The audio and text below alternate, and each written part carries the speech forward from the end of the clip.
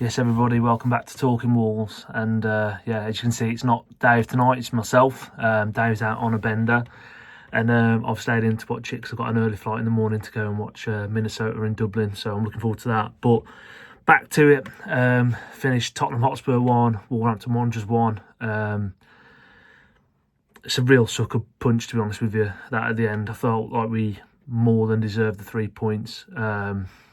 From when we got in the lead, at least, I think we battled, we were tenacious, we had bits of quality at times, but when you've got no points on the board and you've lost the first 5 games, it's going to be a little bit huff and puff, and there probably was a lack of quality at times. But I think we did show some quality over that 90 minutes to probably hold on to the victory. Starting the game, Vitor went to a back 4. I think a lot of fans were sort of clamouring for it after the win in midweek against Everton in the Carabao Cup. Which was one change of that team, with Joe Gomez coming in for John Bellegarde.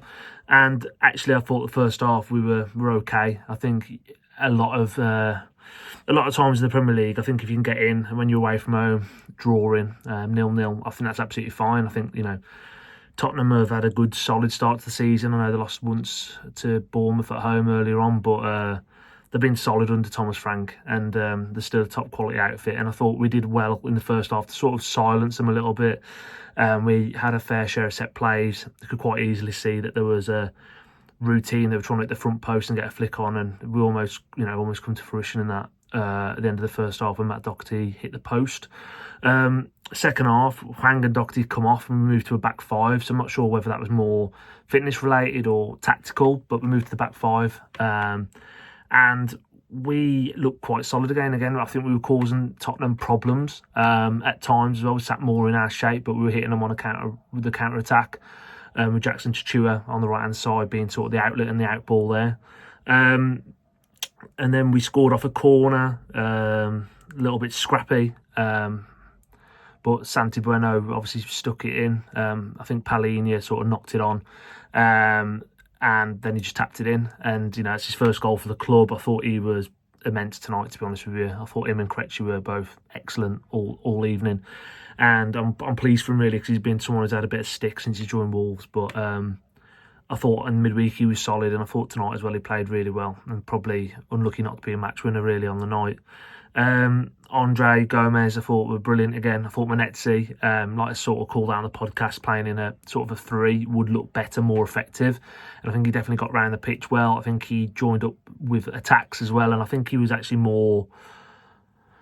it just looked more natural, really, for him. He's a little bit like Leander Dendoncker in those days under Nuno, where you sort of add him into the quality of Neves and Moutinho and get him to do some of the running for Gomez and Andre, and he can be a bit of a nuisance. And I thought he had a solid game. I thought today was the outbreak game for John Harris as well in a Wolves shirt, because I think he sort of grew into it. He could tell in that second half he was getting more confident. He was coming short for the ball. He was having more touches. He was sort of dictating play, and we were giving the ball to him in tight spaces, and he was really making us play a little bit. So yeah, like I say, I'm gutted, to be honest with you. I'm recording this straight after the game, and this is quite raw and immediate thoughts after the game. So I want to watch back the Palhinha goal, but for me, it didn't look like there was much we could do with it, really. We're obviously sitting a little bit deep, being 1-0 into injury time, and you can't really fault the team for that. And it's a bit of a misplaced cross, whacked into Pape Sarr, sort of controlled it, laid it back to Palhinha, and he's took the goal well, to be honest with him.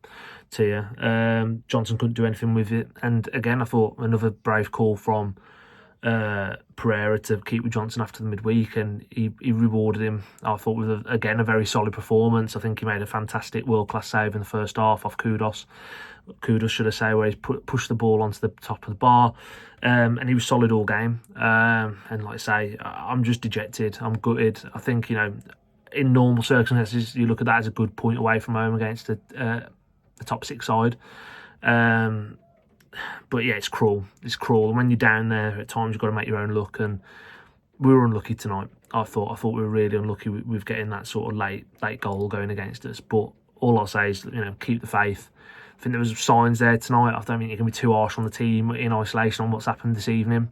We're going to Brighton at home next Saturday, and Brighton are a good side, as we know. They've won 3-1 away at Stamford Bridge today, and they're quite a bogey team for us. So yeah, hopefully we can go and pick up 3 points on Saturday. But I think at the moment, all you can keep doing is keep backing the team, back the manager, and keep the faith as it is right now. Because I think what we saw on the pitch this evening, at least in isolation, was a team that was prepared for a fight and more than good enough to stay in this league.